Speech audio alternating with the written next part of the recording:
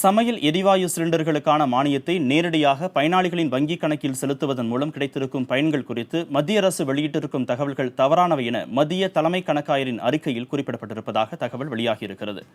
மானியத்தை நேரடியாக பயனாளிகளின் கணக்கில் செலுத்துவதன் மூலம் பயனாளிகள் தாங்களாகவே முன்வந்து மானியத்தை விட்டுக் கொடுக்கும் திட்டத்தின் மூலமும் 2014, 2015 மற்றும் 2015-16 நிதியாண்டுகளில் 22,000 கோடி ரூபாய் சேமிக்கப்பட்டிருப்பதாக மத்திய அரசு கூறி வருகிறது. ஆனால் தலைமை கணக்காயரின் அறிக்கையில் இந்த 2 திட்டங்களின் மூலம் அரசுக்கு 2,000 கோடி ரூபாய் மட்டுமே சேமிக்கப்பட்டிருப்பதாக குறிப்பிடப்பட்டிருப்பதாக தெரிகிறது. நாடாளுமன்றத்தின் நடப்பு கூட்டத்தொடரில் தாக்கல் செய்யப்பட உள்ள அறிக்கையில் நேரடி மானிய திட்டத்தில் ஏராளமான குறைபாடுகள் சுட்டிக்காட்டப்பட்டிருப்பதாகவும் கூறப்படுகிறது.